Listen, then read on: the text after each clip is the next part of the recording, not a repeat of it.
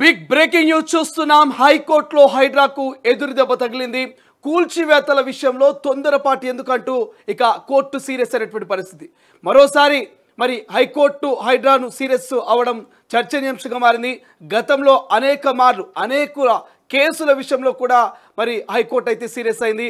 వారాంతరాల్లో కూల్చివేతలు ఏంటంటూ కూల్చివేతల పట్ల కొంత ఆలోచించి ఆచితూచి అడుగులు వేయాలంటూ గతంలోనే మరి హైకోర్టు హైడ్రాకు కొంత సీరియస్గా వార్నింగ్ ఇచ్చినటువంటి పరిస్థితి మనం చూసాం. తాజాగా మరొకసారి ఇక హైడ్రాపై హైకోర్టు అయితే సీరియస్ అయినట్టుగా తెలుస్తుంది.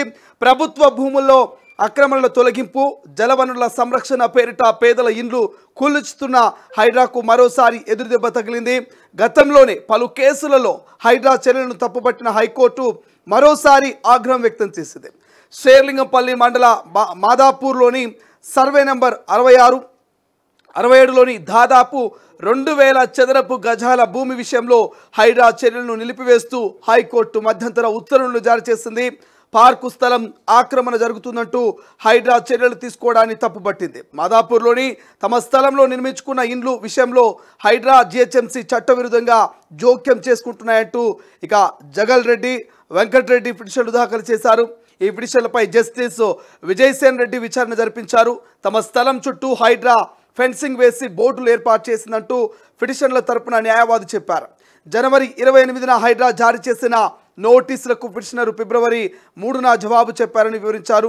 ఇక అర్బన్ ల్యాండ్ అంటే సీలింగ్ అండ్ రెగ్యులేషన్ చట్టం 1976 కింద క్రమబద్ధీకరణ కూడా జరిగిందంటూ వివరించారు. అది పారు భూమి అని jubilee enclave owners welfare association ఆరోపిస్తుందని, తమ గోడు పట్టించుకోకుండా హైడ్రా ఏకపక్షంగా చర్యలు తీసుకుంటుందంటూ పిటిషనర్ల తరపు లాయర్లు చెప్పుకొచ్చారు. హైడ్రా తరపు న్యాయవాది స్పందిస్తూ ఇక Jubilee enclave owners welfare association భూమిని పారు కోసం కేటాయించినట్టు వాదనలు వినిపించారు. ఇరు పక్షాల వాదనలు విన్న తర్వాత న్యాయమూర్తి స్పందిస్తూ పిటిషన్లే సదరు స్థల యజమానులని, ఆ స్థలం పార్కు పరిధిలో లేదంటూ ప్రాథమికంగా అభిప్రాయపడ్డారు. కోర్టు మునుపటి రికార్డులు, ప్రభుత్వ పత్రాలని పరిశీలిస్తే పిటిషనర్ వాదనకు ప్రాథమిక ఆధారాలు ఉన్నాయంటూ న్యాయమూర్తి తేల్చి చెప్పారు. పిటిషనర్ పేర్కొన్న భూమిని పారుగా వర్గీకరించలేదంటూ స్పష్టం చేశారు. తక్షణమే ఆ స్థలంలో హైడ్రా ఏర్పాటు చేసిన బోర్డును తొలగించాలంటూ ఆదేశాలు జారీ చేశారు.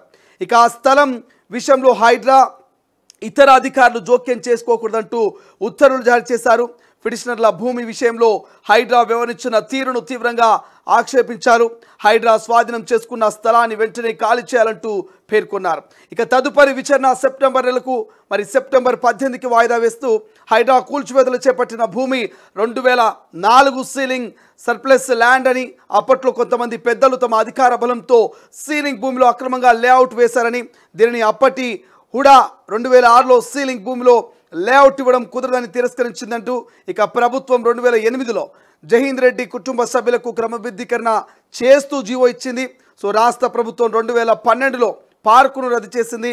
క్రమబద్ధీకరణ జీవోను రద్దు చేయాలంటూ కొంతమంది హైకోర్టు వెలగా 2015లో క్రమబద్ధీకరణ జీవో సరైనదేనంటూ తుది తీర్పిచ్చింది.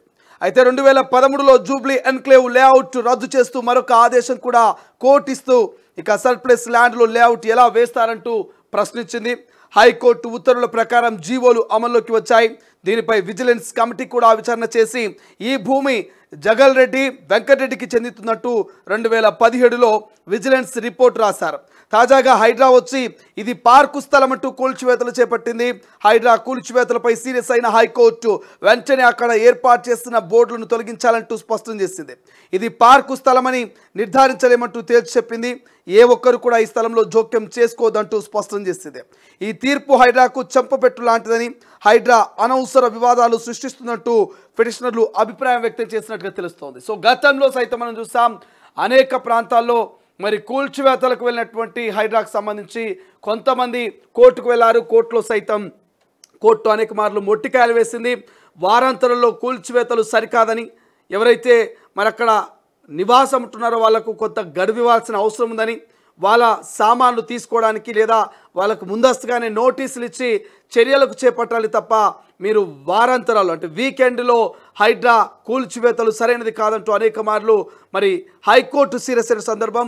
తాజాగా మాదాపూర్లో ఉన్నటువంటి 66కు సంబంధించినటువంటి సర్వే నెంబర్ కావచ్చు, ఇతర సర్వే నెంబర్లో ఉన్నటువంటి 2000 చదరపు గజాల జాగా విషయంలో కూడా మరి మరొకసారి అయితే ఎటువంటి జోక్యం చేసుకోవద్దు, హైడ్రా అక్కడి నుంచి బోర్డును తొలగించాలి, ఎట్టి పరిస్థితుల్లో ఆ జాగా జోలికి పోవద్దంటూ సీరియస్ అయినట్టుగా తెలుస్తోంది. సో హైడ్రాకి ఈ మధ్య కాలంలో దెబ్బ మీద దెబ్బ పడుతున్నట్టుగా తెలుస్తుంది. మరి ఇన్ని దెబ్బల తర్వాత ఇకనైనా మరి పూర్తి స్థాయిలో పూర్తి డాక్యుమెంట్స్ పరిశీలించి అన్ని రకాల ఆధారాల తర్వాతనే మరి రంగంలోకి రంగనాథ్ దిగి మరి బుల్డోజర్లతో కూల్చివేతలు మొదలు పెడతారా, లేక గతంలో లాగే దూకుడుగా ప్రవర్తిస్తారా, ఏం చేయబోతున్నారు మరి హైడ్రా చీఫ్ రంగనాథ్ అనేది భవిష్యత్తులో చూడాల్సిన అవసరం ఉంది. అసలైన తొలి వెలుగు. ఫాలో వాట్సాప్ @తొలి వెలుగు official.